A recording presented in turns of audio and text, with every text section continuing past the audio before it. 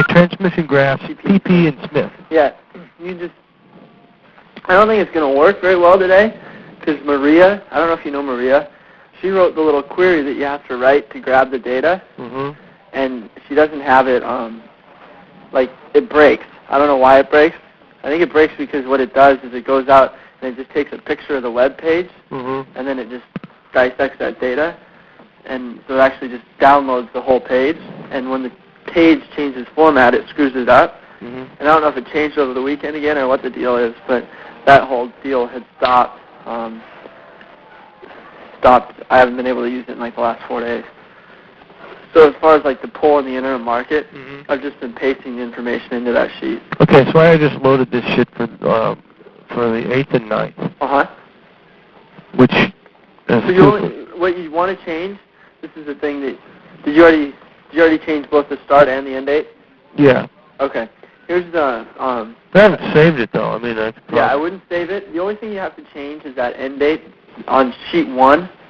So on sheet 1, you go to the end date and you change that, and then it recalculates the one before it. Because the thing about end date is there's some sort of a little funky deal where the actual dates are 1/24th off. So I had a formula in the start date that was and the end date minus. Oh, you had it was a in the sheet 1 you had a. Yeah. Or in the other sheets you had that refer to that page, you had a. Everything refers to sheet 1. But sheet 1 you had a formula in there? Yeah. I don't have a formula in there now. You can just close it. So when you reopen it, it'll be in there. Because it's was it 8/2000 hour 1 and ending on 8/9/2000 hour 24. Oh, that's what you put in there? Yeah. I would just use the formula, and then in the last date, if you wanted to pull in 8, I gotta redo the front page. I'm just gonna put in a front page that you just actually type in your start date. Your end date, and it'll calculate it. You know what I mean? Let me close this thing while I got you on the phone. Okay. It's not very user friendly yet.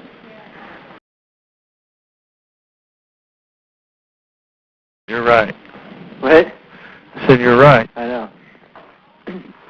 Well, the other one was all ready to roll, but then Well, I'll tell you why this. You know that CA trade sheet? This couldn't be incorporated into that, or would that be just too big? There's an unbelievable amount of data in that sheet that you're opening. Just because there's 26 lines times 24 hours times 2 days, and then you got 3 different markets, and then for each line you have a price in each different market, and you have, so that's why there's so much crap in there. Okay. Well, I'm looking at this and I don't see a formula in here. For sheet 1? Right. I see 7/30/2000. If you click on the start date cell, you'll probably see a formula. Is that right? Yeah. Yeah. So you just have B2 minus 2 plus 1/24. Exactly. Because if you don't put the 1/24th in, then it gives you I don't know, it gives you the 20. So all you do is put in the end date. Then. Right. And the end date, it's not going to show you that day. It's going to show you the 2 previous days. So if I want to get, let's see, tomorrow's the 9th. If you wanted to get the 9th today, I just put in the 10th. Then. Yeah. Okay. But that's not actually going to run in the inner market because of that data pull. Because of the new. I don't know if something changed or why, but that was broken. And I talked to Cooper about it, and it's not his deal anymore. It's Maria's. I think she's out of town this week. You should have it what? You should have what? He should have what this week? No, she's out of town this week. Maria is. It's her deal now. So how do you load it anyway? Refresh worksheet? So you go to end data refresh workbook.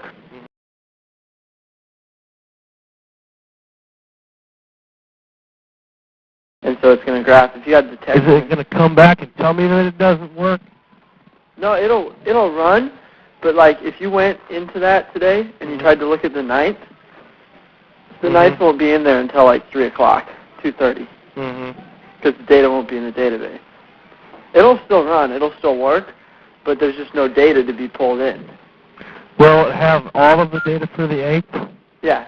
Including interim and final and... Yep. Okay. It should. So it's just a question of... it doesn't have anything for the 9th in there, not even the path ratings or anything? It should have the path ratings. If you go to the graph, there should be... So what's missing? The only thing that's missing is the interim congestion. Yeah, everything's missing for the 9th. The flows, the interim congestion, day-ahead congestion. So how did you get that in there yesterday to do all I didn't actually look at the graphs yesterday because they were broken. Mm-hmm. But what I did is I went to that sheet that says movement, and this is the things I looked at. So I went to that movement sheet, and I'm organize these better if you guys are actually going to use them. And I pasted in the flows, and I pasted in the flows on 26, and I pasted in the congestion price on 26, and I pasted in the UMCPs, and that's all I used to look at it. And so what I looked at was the Are you on that sheet? Yeah. So you pasted in path 26 flow. Right. Because I don't have any fucking box to color anything. Anyway, I just go to the web page and pull that right off there. So, okay. You don't have a toolbar on there for... Okay. So those three. The flow and the congestion and the UMCP. Right. And the Kong point's still going to be 2258, you think? Well, that's what you kind of got to look at. Like, once you have the flows and the congestion side by side, you can see the hours where there's congestion, and you just have to change your Kong point accordingly. Okay. Because there was like a day last week where it was congesting at like 2450. So then you can pretty much assume that you'll see like 5 hours where it congests at the exact same point. Right. And then I just assume, okay, my best guess for that day is I got to get it to that point at least. So, and then I look at it. So I look at that difference column, and I say, I think it's called, no, it's not called difference. Is it called room or something? Path 26 room. Yeah. That tells me like how much I think I need to congest it.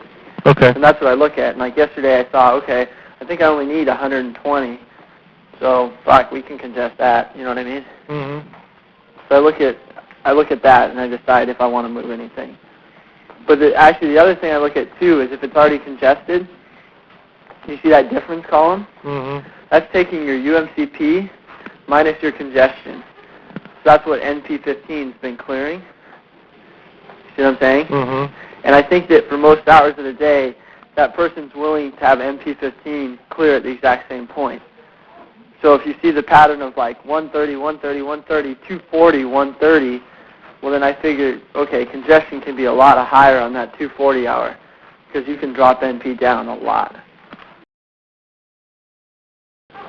So the only problem is you're assuming that all the weighting of the Kong is going to be reducing the north price. Right.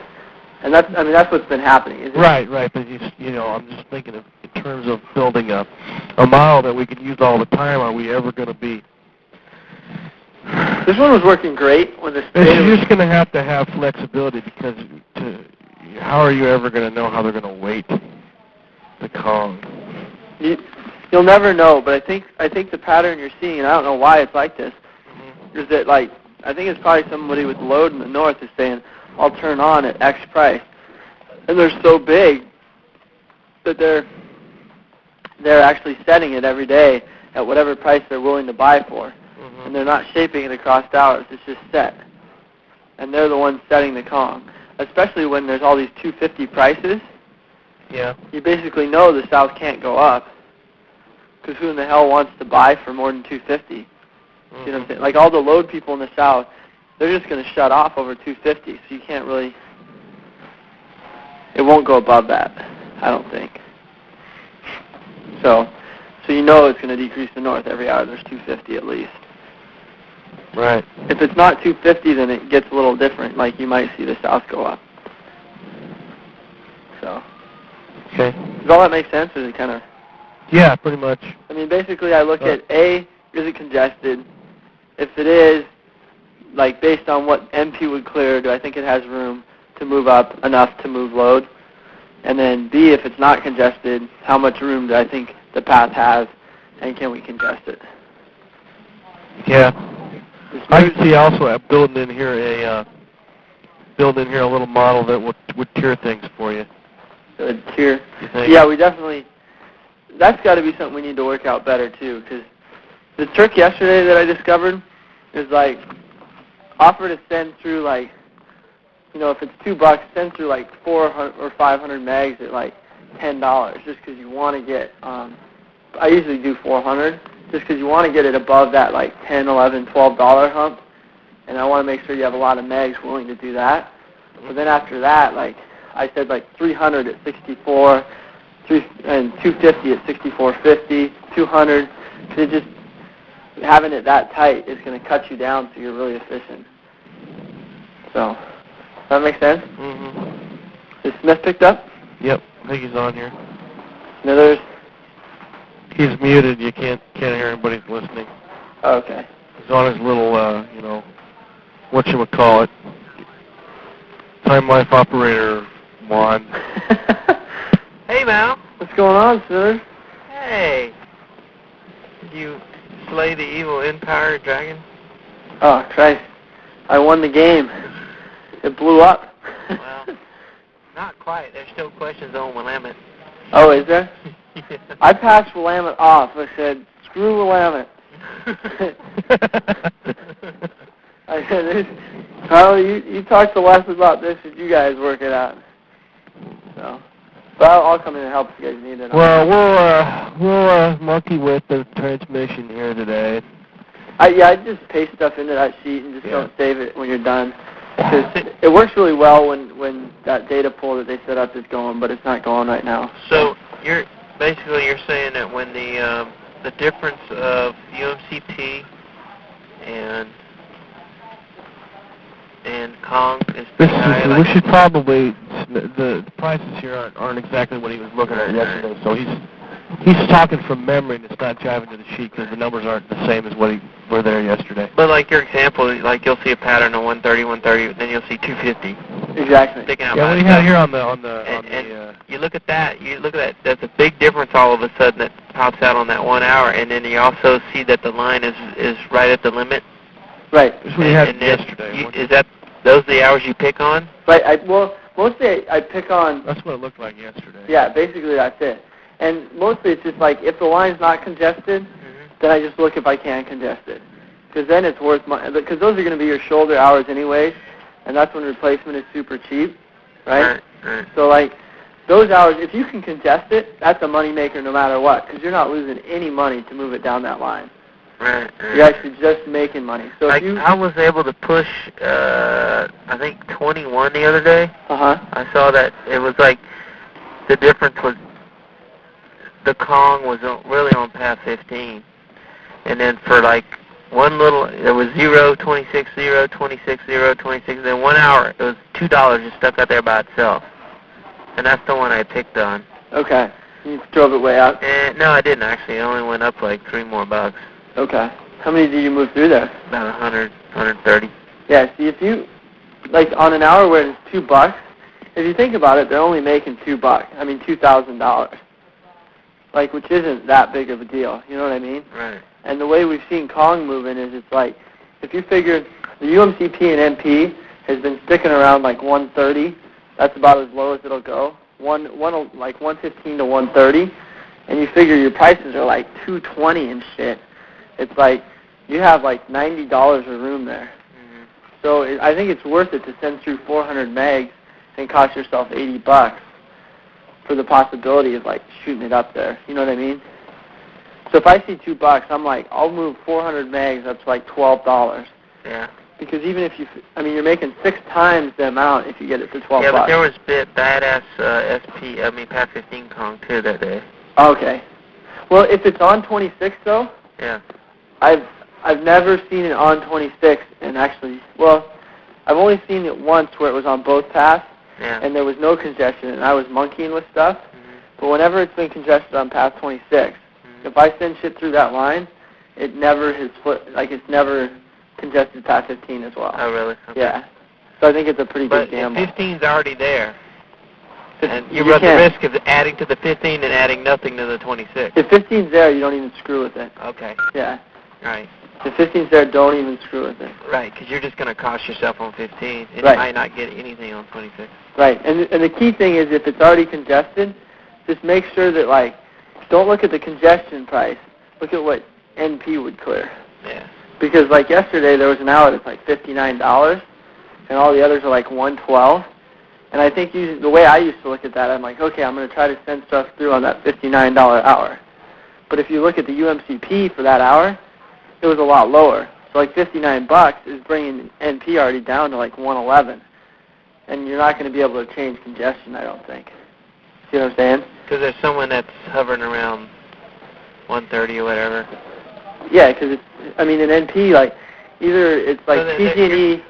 You're saying if you push it much below that, they're willing to turn off and counteract you. And they're so huge that they're just going to cut them at that point. Right. Like that guy is probably like PG&E willing to ink their load 3,000 megs, or like Southern saying I'll turn off all 4,000 megs a gen. So when you see the big difference, so like 130 and then up to 250, you got a lot of room there. Exactly. Because the big guy, you know, whoever this huge guy is that you're not going to push through is like down at 112 or 130. You can, you got a lot of room before you touch him, and then he moves his big stuff. Right. I mean, if you shot through him, it might go through the roof. Right. But shooting through him, it's not, I mean, you probably couldn't even do it, but it's not worth the risk. Right, okay. But getting to him, I found, is pretty easy. Getting down to that 130. Yeah. Okay. Or at least close. Like yesterday, we moved it from like $11 to $85 a couple hours, and we only moved like 148 megs. This part you'll actually like. I think you might want to try it, is at least 1 hour try to do this. You look at it, and like I signed like a number yesterday. I was like, okay, I know I can get this to $85, but I don't want to move more than I have to. So I said like I was willing to move 400 for $12. That's just like the initial like, make sure you shoot it up to at least that amount. Yeah. And then after that, it was like I just had all my tiers right at one price level. So it was like at $64, I'll send 300 through. $64.50, I'll send 250 through. 65, I'll send 200 through. And $65.50, you see what I'm saying? Yeah. So like your tiers are so close that you're definitely going to get it to that point pretty much, and then it just keeps cutting you down to the point where the congestion would go away if you weren't there. And so yesterday I had that, and I was willing to move 300 at like $64, but instead I only moved 140 at like $65.50. Yeah. So you like cut off, I mean, you made yourself, I don't know how much that would be, probably 20 grand just by setting these 50-cent increments. All right. Does that make sense? That was kind of screwy. Sometimes I just play with it not fully understanding it, but I think that'll work pretty well. I got a vague picture now. Because if congestion was going to fall below 65, I mean, if 300 megs gets it to $65, from that point on, basically, it just keeps cutting it to the point where it would drop below $65 if you weren't there. Yeah. So. Okay. Cool. Groovy. So how things going other than that? You guys all done with phase 2? Well, the hour ahead crapped out. Did it really? Oh yeah, I put in a ridiculous bid to buy 100 megawatts. At what price? Well, we ended up buying like hour 11. Day ahead was 153, and hour ahead was 65. It's a pretty sweet little buy. So I bought 100 megawatts all afternoon at about $60, $70. 65 to 100. Wow. Where'd you buy it in? In NP. Okay, cool. And hour 16, I could have bought 160 for $162. I could have bought 100. NP might but even cheaper. I opted not to because I'm thinking maybe it's scrapped, and there's just going to be a surplus. Wow. Because they overshot their forecast, but there was even yesterday buying 67s on that peak would have made you money, I think, on average. I bet that I exposed to average $67. There was $100 hour ahead call yesterday. Right. Through here, so God, all you need is a little bit more of that to bring that stuff down to really cheap. Yeah. You know, and then how low is export's going to be on that? It's still hot. I mean, how low is it going to be? That's true. You know, probably not going to be $250. It may be maybe 100 or 130 or something like that. Richter thought maybe $80, worst case scenario. Yeah, I think that's a good buy still. Yeah. I mean, your upside's so much bigger than your downside there. Yeah. So. Cool. So, you know. I gotta go. See you later. All right, see you, Smith. Enron, this is Smith. Hey, Smith, Doug here at ISO. Hey, what's going on, Doug? Well, I got it looks like a duplicate tag for a schedule here. Oh, well, where at? Cobb or? This is with Cobb at Milan. Cobb at Milan? Uh-huh. Let me let you talk to Michael. Okay, great.